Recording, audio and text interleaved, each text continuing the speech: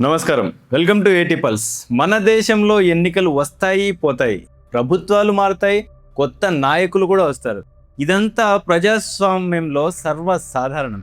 కానీ ఒకే ఒక ఎన్నికలో ఒకే ఒక రాష్ట్రంలో జరిగిన వ్యూహాత్మక మార్పు దేశ భవిష్యత్తును, మన రాజకీయ సంస్కృతిని శాశ్వతంగా మార్చేసే ఒక ప్రమాదకరమైన టెంప్లెట్ను సృష్టిస్తే, అవును, మీరు విన్నది నిజమే, ప్రస్తుతం భారతదేశంలో ముఖ్యంగా దక్షిణాది రాష్ట్రాల్లో ఒక సరికొత్త పొలిటికల్ ప్లేబ్యాక్ తెరపైకి వచ్చింది. దాని పేరే డెమోగ్రాఫిక్ కార్డ్. పరిపాలన, దక్షత, అర్హత, దేశాభివృద్ధి అనే అంశాలను పక్కన పెట్టి కేవలం ఒక నిర్దిష్ట మత సమూహం యొక్క జనాభా ప్రాతిపదికన ఓటు బ్యాంక్ బలాన్ని చూపిస్తూ క్యాబినెట్ పదవులను, అధికార పీఠాలను పంచుకునే ఒక నయా మోడల్ రాజకీయం నిశ్శబ్దంగా విస్తరిస్తోంది. దీనికి పునాది కేరళలో పడింది. ఇప్పుడు అదే స్క్రిప్ట్, అదే వ్యూహం కర్ణాటక సరిహద్దులు దాటి లోపలికి ప్రవేశించింది. ఇది కేవలం ఒక పార్టీ గురించో, ఒక రాష్ట్రం గురించో మాట్లాడుకుంటున్న విషయం కాదు. ఇది మన దేశ రాజ్యాంగబద్ధమైన వ్యవస్థలను, పరిపాలనా విధానాన్ని ఏ విధంగా మార్చేయబోతుందో చెప్పే ఒక నగ్న సత్యం. సర్వేల వెనుక దాగిన అంకెలు, ప్రాతినిధ్యం అనే ముసుగులో జరుగుతున్న అధికార బేరసారాల వెనుక అసలు కథ ఏంటి? జిత్నీ ఆబాదీ ఉత్నా హక్, ఎవరి జనాభా ఎంత ఉంటే వారికి అంత అధికారం అనే నినాదం వెనుక దాగున్న లోతైన ప్రమాదాలేంటి? ఈ రోజు మన ఏటీ పల్స్ ఛానల్లో కేరళ నుండి కర్ణాటక వరకు సాగుతున్న ఈ డెమోగ్రాఫిక్ పాలిటిక్స్ వెనుక ఉన్న ప్రతి ఒక్క డాట్ను కనెక్ట్ చేస్తూ పూర్తి విశ్లేషణను మీ ముందుకు తెస్తున్నాను. వీడియోను చివరి వరకు స్కిప్ చేయకుండా చూడండి, ఎందుకంటే ఇది మీ భవిష్యత్తుకు కూడా సంబంధించిన అంశం. కథ మొదలైన చోటు కేరళ. 2026 కేరళ అసెంబ్లీ ఎన్నికల ఫలితాలు రాగానే అక్కడ ఒక విచిత్రమైన పరిస్థితి తలెత్తింది. కాంగ్రెస్ నేతృత్వంలోని యూడిఎఫ్ కూటమి చారిత్రాత్మక విజయం సాధించింది. అయితే ఈ కూటమిలో రెండో అతిపెద్ద పార్టీ అయిన ఇండియన్ యూనియన్ ముస్లిం లీగ్ IUML కేవలం 22 మంది ఎమ్మెల్యేలతో చర్చల గదిలోకి అడుగుపెట్టింది. కానీ ఆ గది నుండి బయటకు వచ్చేసరికి వారు ఏకంగా 5 క్యాబినెట్ మంత్రి పదవులను సాధించుకున్నారు. ఆలోచించండి, 22 మంది ఎమ్మెల్యేలకు 5 మంత్రి పదవులా? ఇది సాధారణ రాజకీయ లెక్కల వల్ల జరిగిన సహజమైన పరిణామం కాదు. ఇది ఒక పక్కా వ్యూహంతో కూడిన రాజకీయ బేరసారం, నెగోషియేటెడ్ ఎక్స్ట్రాక్షన్. ప్రభుత్వం ఏర్పాటు కాకముందే కూటమిలో చీలికలు వస్తాయనే భయాన్ని సృష్టిస్తూ పాయెట్కాడ్లో అత్యవసర సమావేశాలు పెట్టి తమకు నచ్చిన ముఖ్యమంత్రి అభ్యర్థిని తెరపైకి తెస్తూ కాంగ్రెస్ హైకమాండ్పై తీవ్రమైన ఒత్తిడి తెచ్చారు. ఫలితంగా కాంగ్రెస్ లొంగిపోక తప్పలేదు. అధికారంలో ఉండాలనే ఏకైక తాపత్రయంతో కాంగ్రెస్ నాయకత్వం ముస్లిం లీగ్ మరియు జమాతే ఇస్లామీ డిమాండ్ల ముందు పూర్తిగా మోకరిల్లిందని ప్రత్యర్థి పార్టీలు ఆరోపించాయి.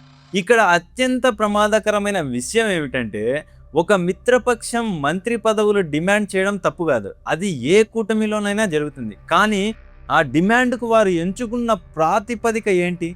మా మతవర్గం మాకు ఓట్లు వేసింది కాబట్టి ఆ మత గుర్తింపు ఆధారంగా మాకు ప్రభుత్వంలో పవర్ కావాలి అనే వాదన. ఈ ప్రాతిపదికను కాంగ్రెస్ ఎలాంటి అభ్యంతరం లేకుండా అంగీకరించింది. దీనివల్ల దేశంలోని ప్రతి మతాధారిత, కులాధారిత ప్రాంతీయ పార్టీకి ఒక క్లియర్ సిగ్నల్ వెళ్ళింది: ఓట్లు వేయించండి, ప్రభుత్వాలను శాసించండి. కేరళలో సక్సెస్ అయిన ఈ ఫార్ములా ఇప్పుడు కర్ణాటకలో కూడా అమలవుతోంది.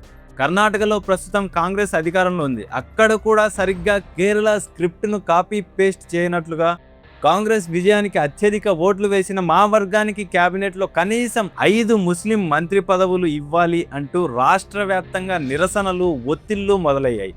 హుబ్బల్లి నుండి బెంగళూరు దాకా కాంగ్రెస్ హైకమాండ్పై విపరీతమైన ప్రెజర్ కనిపిస్తుంది.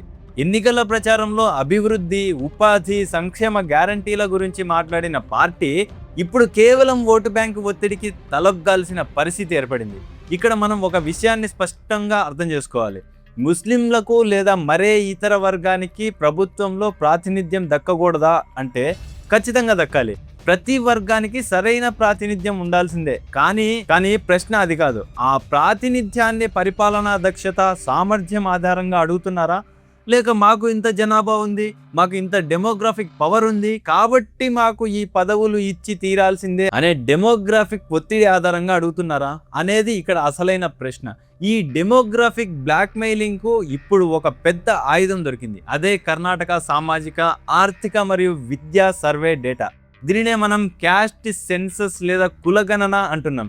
ఈ సర్వే నివేదికలో తేలిన ఒక ముఖ్య అంశం ఏంటంటే, కర్ణాటకలోని సాంప్రదాయక పెద్ద సామాజిక వర్గాలైన లింగాయతులు ఒక్కలిగలను విడివిడిగా లెక్కించినప్పుడు వారికంటే ముస్లింల జనాభానే సింగిల్ లార్జెస్ట్ కమ్యూనిటీగా, అత్యధిక జనాభా కలిగిన వర్గంగా అవతరించింది.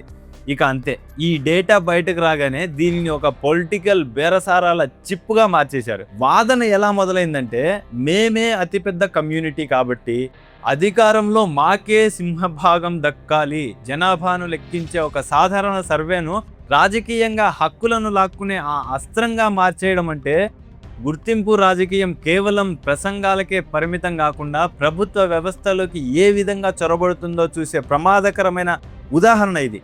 ఒక్కసారి ఈ వాదనను అంగీకరిస్తే భవిష్యత్తులో కేవలం జనాభా శాతాన్ని బట్టి ప్రభుత్వంలో వాటాలు పంచాల్సి వస్తుంది.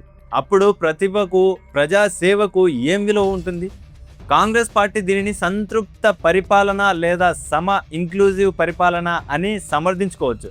కానీ కేరళ మరియు కర్ణాటకల సరళిని నిశ్చితంగా పరిశీలిస్తే ఇదొక ప్రమాదకరమైన ఎలక్టోరల్ కోయలిషన్ మోడల్ అని స్పష్టమవుతుంది. ఈ మోడల్ ఎలా పనిచేస్తుంది? మొదటి అడుగు వివిధ సామాజిక మత వర్గాలను ఓటు బ్యాంకులుగా మార్చడం. ఇక రెండో అడుగు ఆ వర్గాలు కలిసికట్టుగా ఓట్లు వేసి గెలిపించడం. మూడో అడుగు గెలిచిన తర్వాత వారికి అభివృద్ధి రూపంలోనో పాలసీల రూపంలోనో కాకుండా నేరుగా కేబినెట్ మంత్రి పదవుల రూపంలో ప్రతిఫలాన్ని పంచడం. ఇది తాత్కాలికంగా ఎన్నికల్లో గెలవడానికి పనికొచ్చే లాభదాయకమైన వ్యూహం కావచ్చు, కానీ సుదీర్ఘ కాలంలో దేశ పరిపాలనా వ్యవస్థను పూర్తిగా నాశనం చేసే ఒక విషపూరితమైన విధానం. క్యాబినెట్ అనేది ఒక మతాల లేదా కులాల లెడ్జర్ బుక్ లాగా మారినప్పుడు అక్కడ దేశ ప్రయోజనాలు, పరిపాలన అనేవి రెండో స్థానానికి పడిపోతాయి. అప్పుడు ఒక మంత్రి బాధ్యత తన శాఖను సమర్థవంతంగా నడపడం కాదు, కేవలం తన మత వర్గానికి ప్రాతినిధ్యం వహించడం మాత్రమే అవుతుంది. ఈరోజు ఒక నిర్దిష్ట మత వర్గానికి జనాభా ప్రాతిపదికన పదవులు ఇస్తే రేపు ప్రతి ప్రాంతీయ వర్గం, ప్రతి కుల కూటమి ఇదే లాజిక్తో ముందుకు వస్తుంది. అప్పుడు క్యాబినెట్ అనేది ఒక పరిపాలనా విభాగంలా కాకుండా కేవలం జనాభా స్థావరాల సర్దుబాటు కేంద్రంగా మిలిగిపోతుంది. ఈ డెమోగ్రాఫిక్ బేరసారాలు అనేవి కేవలం ఒక్క ఎన్నికతో ముగిసిపోయేవి కావు. కాంగ్రెస్ గనుక ఇలాంటి ప్రెజర్ పాలిటిక్స్కు లొంగుతూ పోతే రాబోయే ప్రతి అసెంబ్లీ, లోక్సభ ఎన్నికల్లో ఇదే ఒక టెంప్లెట్గా మారిపోతుంది. అభివృద్ధి, ప్రగతి, దేశ భద్రత అనే అంశాల నుండి ప్రజల దృష్టి మళ్లింపబడి కేవలం మత, కుల సమీకరణాల చుట్టూనే రాజకీయం తిరుగుతుంది.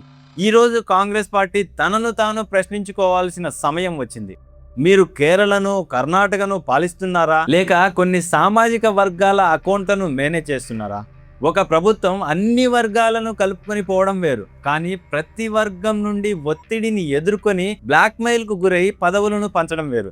మొదటిది నిజమైన ప్రజాస్వామ్య ప్రాతినిధ్యం, రెండోది బహుళత్వ ముసుగులో జరుగుతున్న రాజకీయ విచ్ఛిన్నం.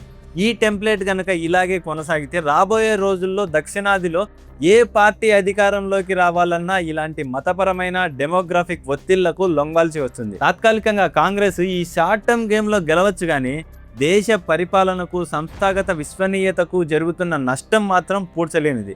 రాజకీయ అధికార ప్రవాహం సమర్థవంతమైన పరిపాలన నుండి రావాలా, లేక డెమోగ్రాఫిక్ ప్రెజర్ మరియు ఓటు బ్యాంకు బ్లాక్మెయిల్ నుండి రావాలా అనేది ఇప్పుడు దేశ ప్రజల ముందున్న అతిపెద్ద ప్రశ్న. ఇప్పటికైనా మనం మేల్కొని ఈ వ్యవస్థాగత ప్రమాదాన్ని గుర్తించకపోతే భవిష్యత్తులో మనం చెవి చూడబోయే మూల్యం చాలా తీవ్రంగా ఉంటుంది. ఆలోచించండి, చైతన్యవంతులు అవ్వండి. మీ అభిప్రాయాలను కింద కామెంట్ సెక్షన్లో తెలియజేయండి. ఇలాంటి మరిన్ని వీడియోల కోసం చూస్తూనే ఉండండి మన ఏటీ పల్స్. జై హింద్.